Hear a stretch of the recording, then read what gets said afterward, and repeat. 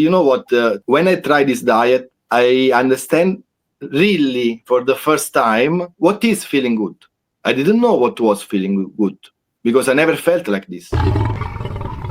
We are three random strangers. We are all expats living in another country, basically. I'm Italian. I'm living in the Netherlands. Pumi is from Africa. From where? Which place? I'm from Zimbabwe, living Zimbabwe. in the UK. I've been to Kenya. It's another place totally, I know, but I've been to Africa. Beautiful place. I really miss it. And you are a Dutch, Patrick. Live in Ibiza. I live in Spain, exactly. Live in Spain. You live in Ibiza or move around Spain? I live in Ibiza. Instead of just talking about what happened strictly to the medical health kind of point of view, we like to have a chat about how this kind of change in our life change our lives all around, not only regarding how many times we go to the toilet and stuff like that. I think we should start with our ages and how we found carnivore. Yes, that's good. I'm going to assume I'm the youngest on the call. I bet you are. I'm 34 and I found carnivore because I used to have fruit and juices and smoothies for breakfast, and I thought that made me the healthiest person in the world. And then one day, literally, I was in the grocery store buying some more fruit and something told me I need to stop. I don't know what it was, but I just had this feeling that my relationship with fruit needs to go. Your instinct told you, no, don't do that. Yeah. And then I went home and I started Googling, is fruit sugar bad? Because obviously you're told that natural sugar is not the same as refined sugar. And then I decided to actually ask the internet, is it bad or not? The internet gave you the answer. So which one was the first influencer, doctor, whatever person that make you think, let me check other videos? This thing makes sense. It's not so stupid. It was Dr. Gundry. Dr. Gundry is not even a carnivore, but he talks about lectins in vegetables. Yeah. And I think he does talk about sugar. The beans, lentils, these things, right? Yeah. Then I thought, okay, then I should go keto. If I cut out fruit and carbs, then I'm fine. Because according to him, if you have the vegetables without lectins, then you're fine. And then, of course, YouTube sends you videos about carnivore after you go down the keto hole. So yeah, internet will because you're watching keto, they will start to send you videos about things around the low carb diets, let's say like that. Also carnivore, right? So it was Saturday. I said to my husband, we need to go keto. The next day was Sunday. I said to him, I'm sorry, we're not going keto. We need to go carnivore. And he's like, what's going on? Yeah, when you do the jump, do it straight. No, yeah, good that's idea. what happened, in short. Because I found out the danger of carbs and sugar and vegetables. So I was like mind blown. And I thought, oh my gosh, I've been poisoning myself for so long.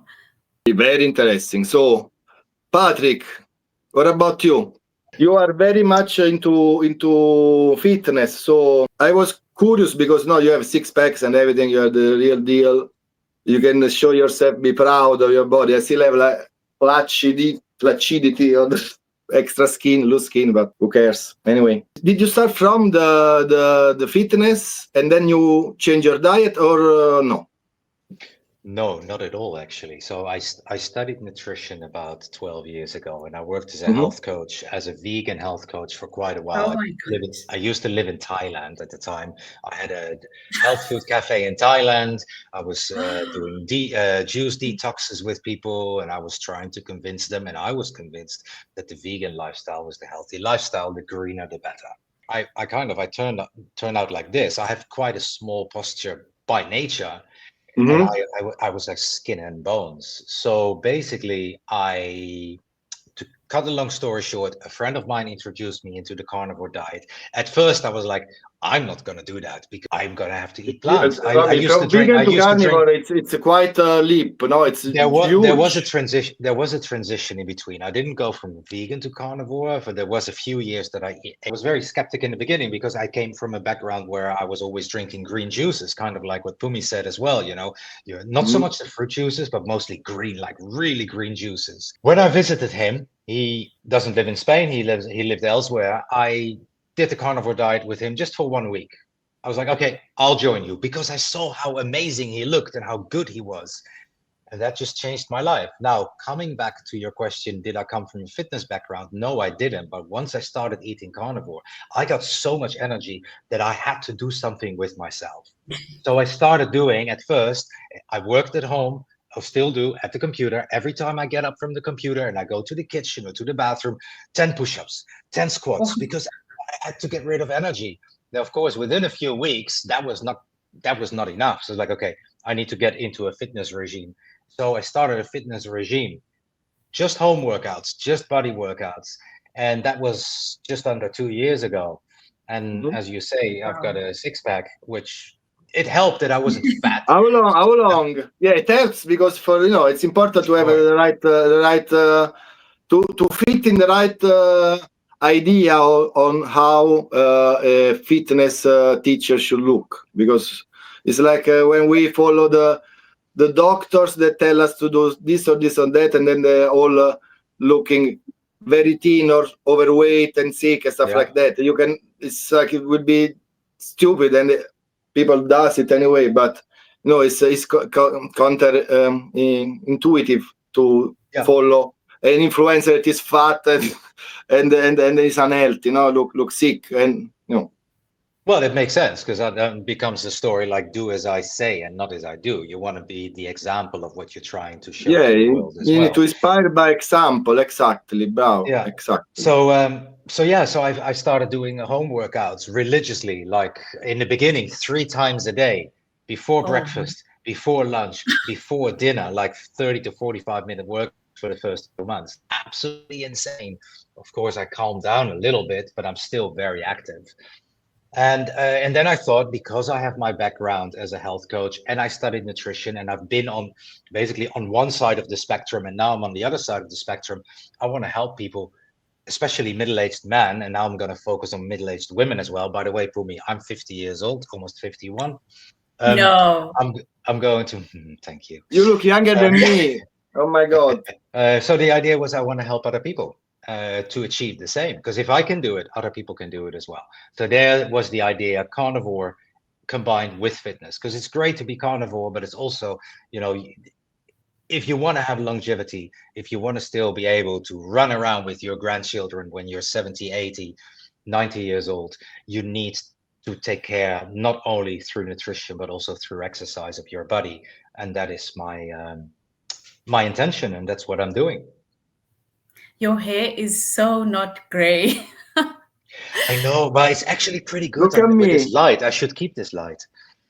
But yes, I'm not super gray yet. I'm like, I have the light from the back, from behind me. Let me fix this a little bit. Maybe I can put a little bit better lighting on me. We can see it anyway, Dario. We don't need the light. We don't need the light. Yes. We see it. Yeah. Anyway, look at my hair. It's like I'm super white. My beard is white, but I was already like this in my 30s. What can we do? I want to ask you one more question, Patrick, because I was interested. I want to let it go too much after maybe interview. We don't talk about it anymore. Your background, you said that you study fitness. No, nutrition. Nutrition, okay. Yeah, you study nutrition, okay. So you are a nutritionist.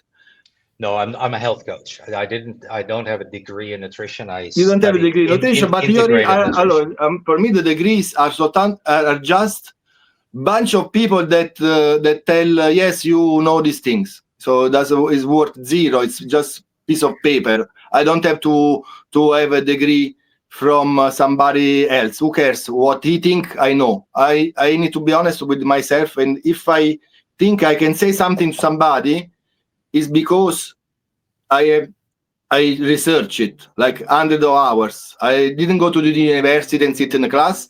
I check the doctors telling me these things. So we have our brain to understand information, and anyway we're gonna decide with our brain. Even if you are they tell me that I'm sick, I have a cancer, I need to do a surgery, I will not go to the first doctor. I will check other 3, 4, 5 maybe not me now, me before. Okay, let's say a normal person will check 3, 4, 5 doctors, and then he will decide anyway with his brain. So it's not the doctor to decide.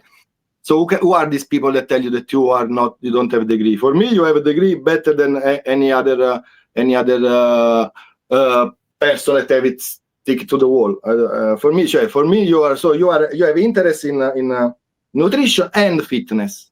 Yes, and I'm that's not a the personal trainer though. So combination. You're not a personal trainer, but you know. I mean, once people see your videos, they will understand that you are not like an impostor. Let's say like that.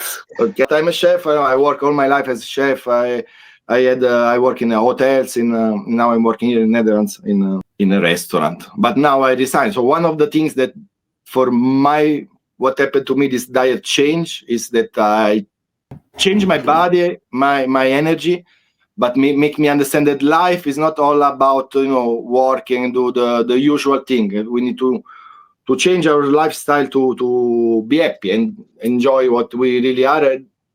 The money, at the end of the month, if you can pay everything, for me, I'm the happiest person in the world. So give me new motivation, new intention to do more with my life. I resign from my job. I open a company that now I will start. It's catering related to my job, catering company, food, these kind of things. Plus, I have interest in things that I never imagined, like massages, these kind of things. I'm reading things about quantum mechanics, spiritual. So I'm like, my brain is like exploding, thinking about 1 million things. And I know that without this diet, this way of eating, nothing will be ever possible. So that's what I want to transfer with this podcast, however you want to call it, is that this way of eating is probably the ancestral style, that everything is correct. And if we eat in this way, it's not just feeling better, it's more than that. And once you know it, once you feel it, it's impossible to go back. So, Dario, can I ask you a question? You work as a chef, but you follow the carnivore diet yourself. And as a chef, do you cook anything for your guests, or is it carnivore focused? My motto is don't get higher in your own supply, like Tony Montana in Scarface. I cook for the carb addicts. I don't deal in cocaine. I deal in carbs and sugar. Yeah, I'm Italian chef, so I work in Italian restaurant. We cook pasta. I try to I don't use microwave. I don't use anything that is powder or stuff like that. Everything is homemade. Everything is as much as possible good quality. But in the fryer, we still use the seed oil, and it's matter of it's not my restaurant, so I cannot choose. Right. I had meetings with the owners. I don't want to go into these things, but anyway, I resign. But they don't want to change it, so what can I do? One of my business thing will be also try to supply and change the idea of places here in the Netherlands where everything is fried, like French fries and stuff like that. And because of the vegetarians or the vegans, they don't want to use tallow. That's the excuse, the reason. Coconut oil is more expensive, and sometimes the aftertaste is not the same thing. And they're used to this chemical taste of sunflower, peanut oil, or whatever they use. For you, Pumi, what do you do in daily life, and how does your change to carnivore fit within your daily activities? So about 1.5 years ago, my father passed away. At the time, I had a very stressful job, and I was vegan at the same time. And so I think that was the beginning of the end of my health, actually.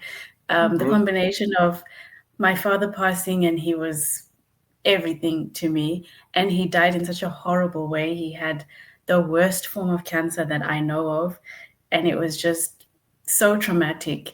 And because of his cancer diagnosis, that's actually what led me to vegan, because I started reading about how meat causes cancer. And, so that's what actually caused me to start the vegan journey. I thought I was helping myself. And so I was vegan for about 8 months. By the time I stopped being vegan, my face was not like this. At the very least, I was super thin. I had no energy, no libido. I was just feeling terrible.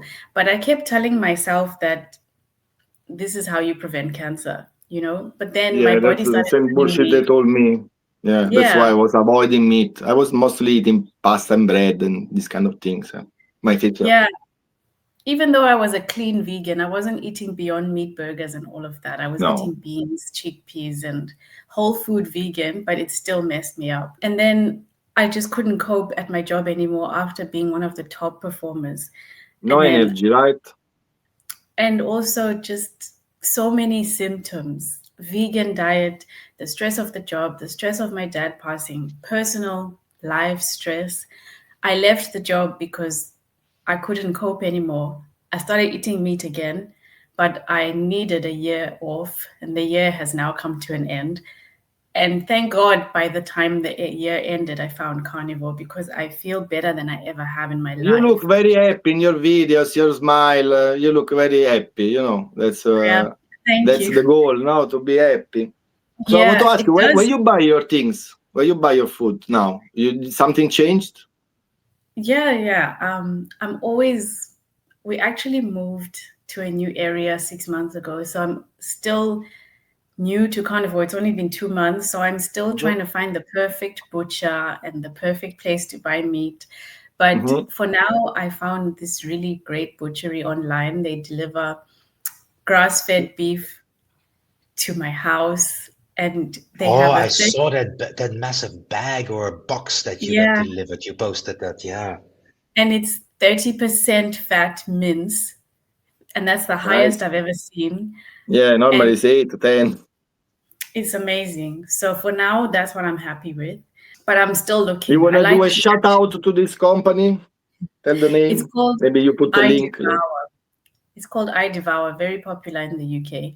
And the beef is from Ireland, which is apparently the best that you can get. Yeah. Also here, I found Irish beef here in Netherlands. I bet also in Spain.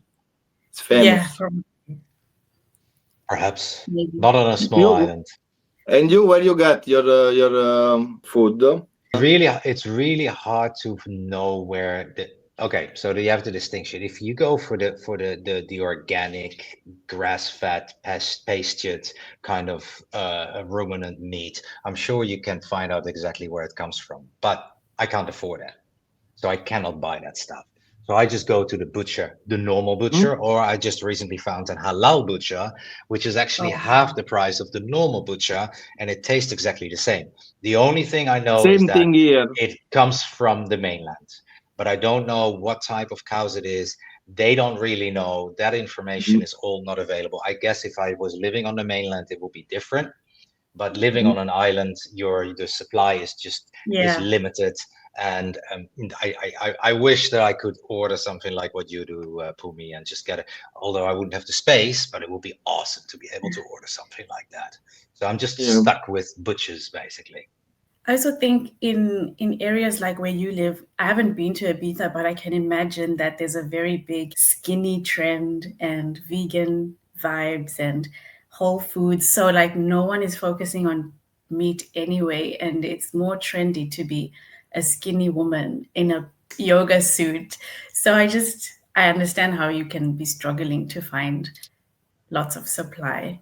Well, there's a difference. Yes, what you say is completely true for a lot of the expats that live on the island, because Ibiza, of course, is an extremely spiritual island, and like Bali, I was thinking also, right? Exactly, it's like Bali. Yeah. There's a few of these hubs in the world where everybody is like spiritual as fuck, and they're all dressed in their yoga pants, as you say.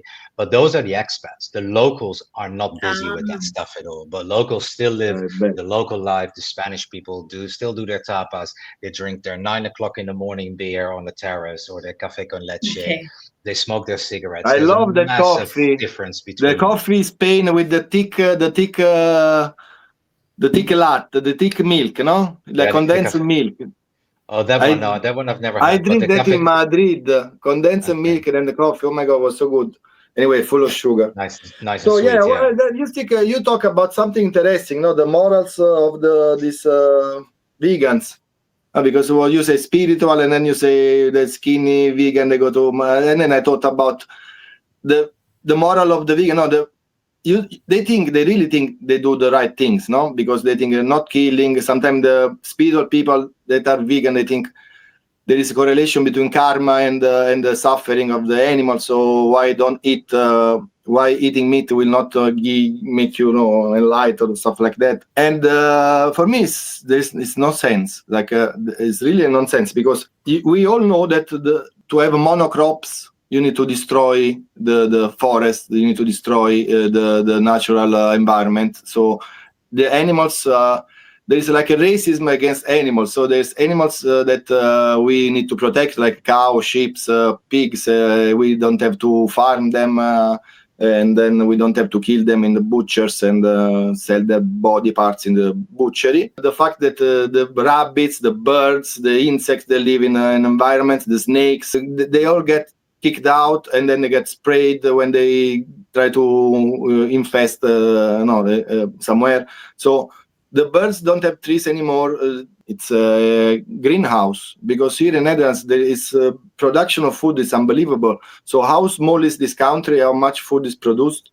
It's unbelievable. It's really impressive. But anyway, this is something that destroys the environment, because you have only flat lands of grass or monocrops or greenhouses. So yeah, so these vegans, they want to do the right things, but is this the right thing? It's a question. Is this or are we guilty in killing animals anyway? I think that, okay, how shall I put it? Within vegans, there's also a complete different direction of, okay, surely, if you look at monocropping, that is bad. But factory farming animals is equally bad as well. Yeah. It's equally bad. That's what I say. Equally bad. Equally bad. So you have within the vegan, as I remember it from my time, within the vegan community, you also have a lot of vegans who just only want to go for organic foods. So they want to, or a lot of vegans that want to go for foods that are grown in a permacultural way. So where it's a more natural style of growing stuff, and not so much. This will, the ideal is impossible in the society that we live now, unless we go really live in the forest, live in that would be ideal for me. Live like in a village where you go hunting and fishing, and maybe you have some goats and some cow for the milk. That would be perfect. But how? It will be a dream, no? I know be it's like not this. But what I'm always trying to do is I know what you mean. Because I've I'm also just been going there, to the last. Put myself into. I don't want to, because I've chosen the carnivore route now, and it makes me feel great. No, I'm not. That's not this thing. I don't want to. I still see where vegans are coming from. Yes, that's what also my point is. I know where they come from. I know they understand that that's what they believe. That hurting is bad. And also the spiritual people think that the hurting the animal is correlated. The karma go to the meat, stuff like that. So I know what they are not evil people. Okay, that's what I really know. But they don't think that they are equally bad as us, not better or worse. So they cannot judge us like we cannot judge them.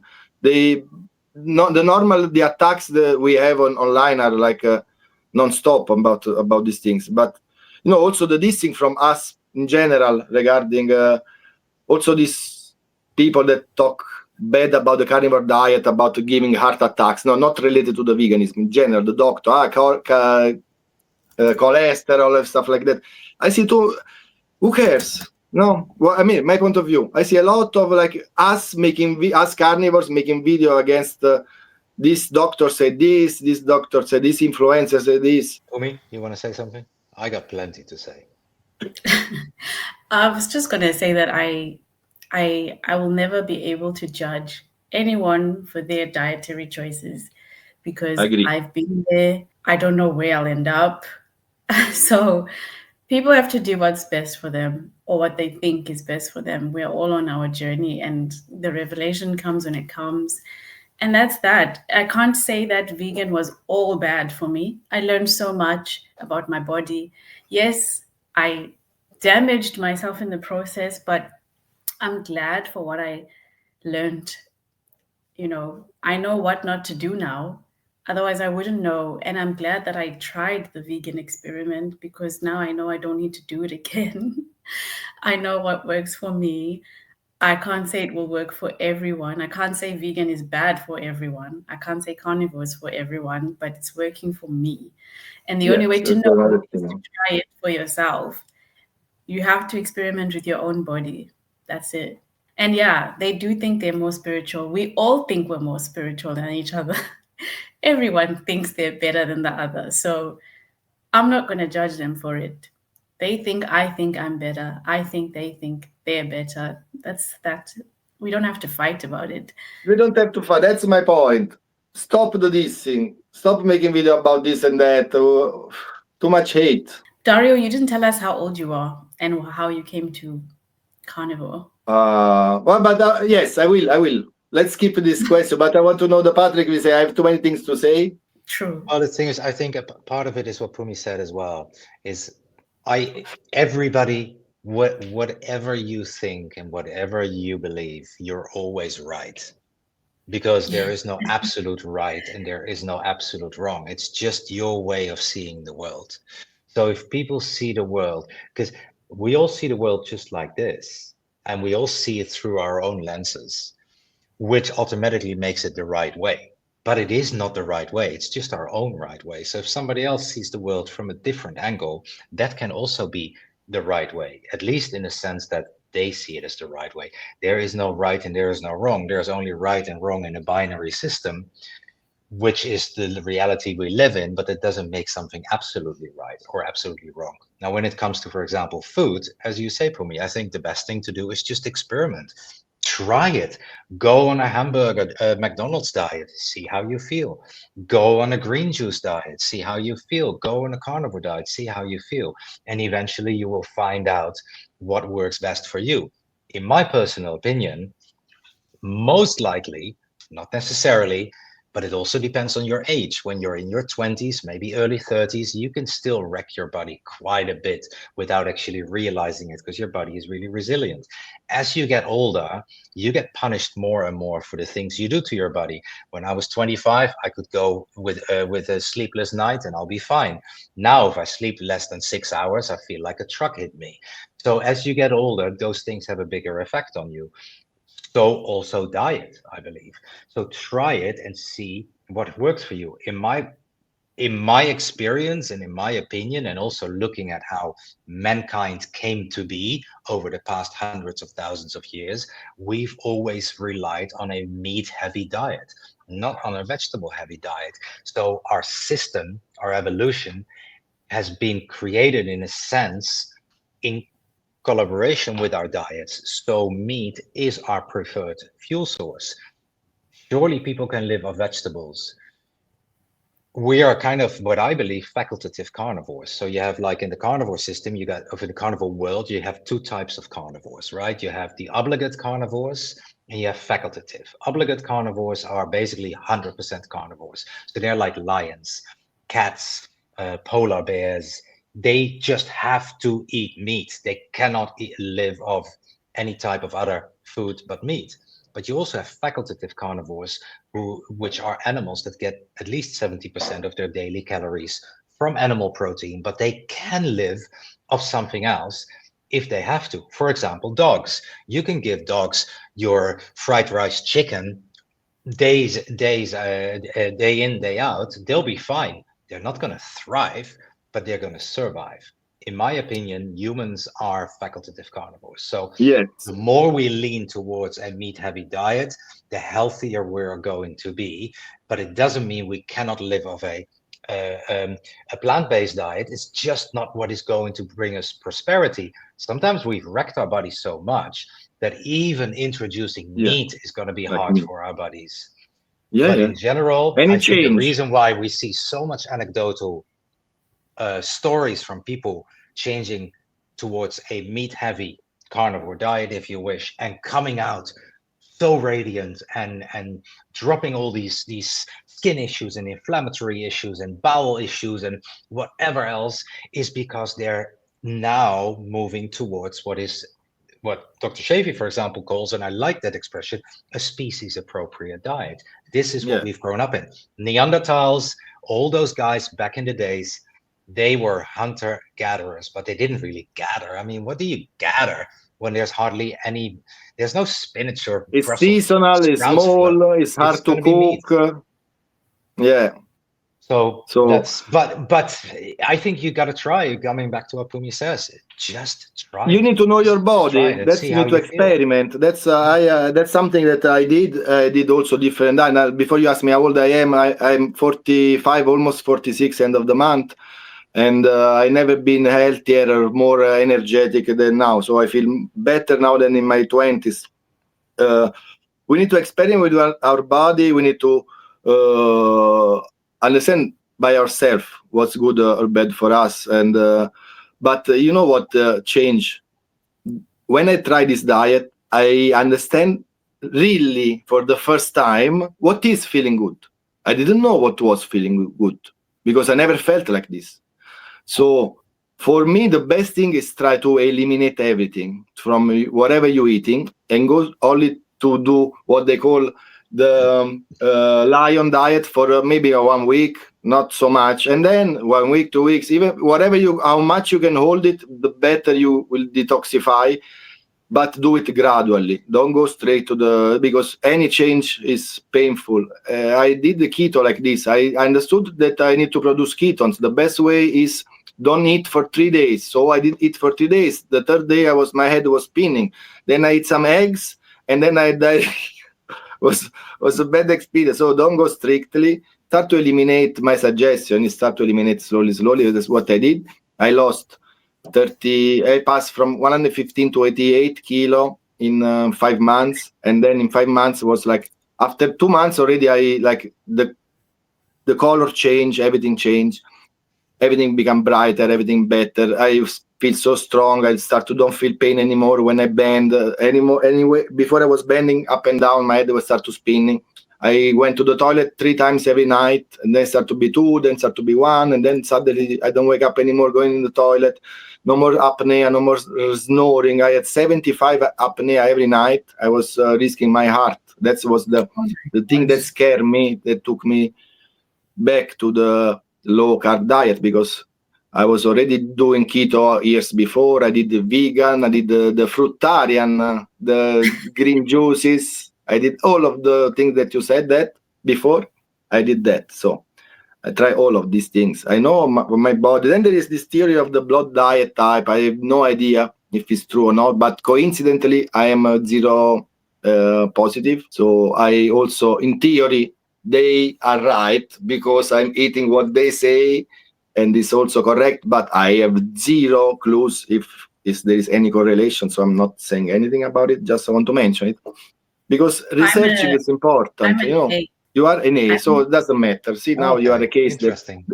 Interesting. See, I find out something. So this diet might be blood type diet, might be just bullshit. Just one more question, just a provocative question. It's a joke. Why somebody will consider us fake carnivores? What is your guilty pleasure? Let's close it on this, maybe, and then one day we can have another chat, maybe. So let's start to Pumi. What do you eat that is not strictly carnivore? Lemon. That's I have you're lemon. saying, oops, my God, I'm moving the camera. Bye. Lemons.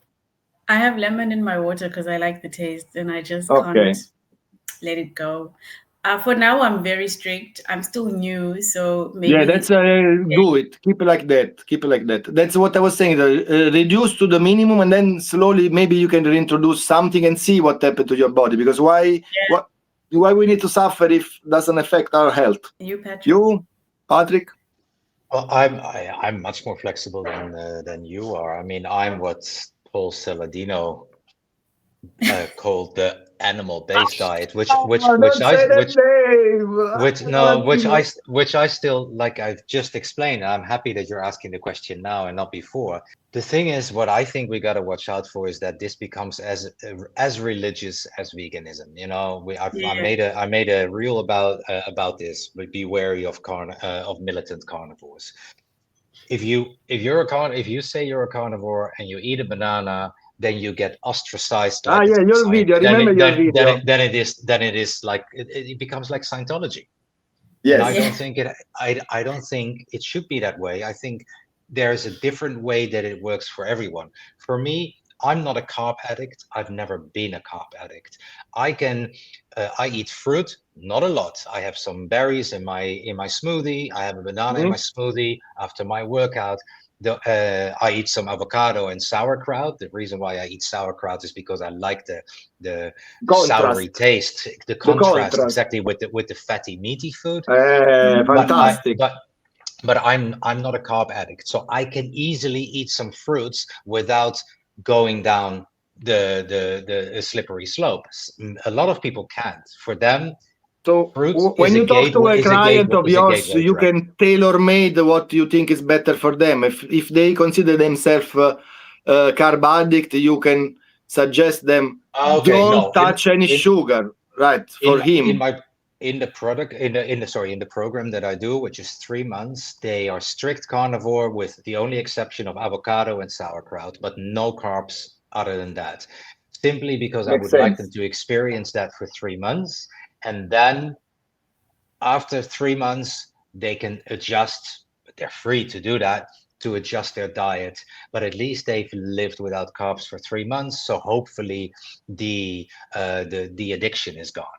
But because I realize a lot of people are addicted to carbs. So I'm a little bit more flexible because this works for me. I'm totally fine. I feel great.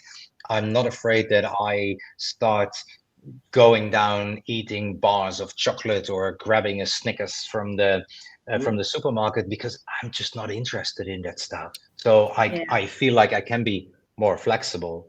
So yeah, I feel like I'm still carnivore, but I'm facultative carnivore. And then, like I said, Paul Saladino calls it animal-based. And I have to watch out when you write stuff online because people are like, "Oh, you're not carnivore." It's such a religion. We are just like vegans. If a vegan was to eat one piece of chicken, they would get ostracized by the vegan community. And I think we should just all chill out a little bit. Yeah, relax. You want to know mine? I'm a bad guy. So because of my job, I'm experimenting. Because also of my new business, I will propose other than Italian food, because I need to do a little bit of prostitution, of course. But I will propose also an hyper carnivore cuisine. So basically, it's gonna be meat based, and then I'm gonna use some dry fruit. That's what I'm basically sometimes eating, like dry figs. Because I read that there is a kind of sugar in the figs, in the dates, that is not so bad, that is not so caloric, but I hate this word, forgive me. And it's good for the liver, so helps to balance the sugar in the bed. It's lulein, I don't remember, with research, I will send you the name. So I just now, for example, that's the second time I put this in the coffee. It's slightly sweet, there's no aftertaste. And we'll see. If I get fat, then it's not good for me. I go back. I don't care.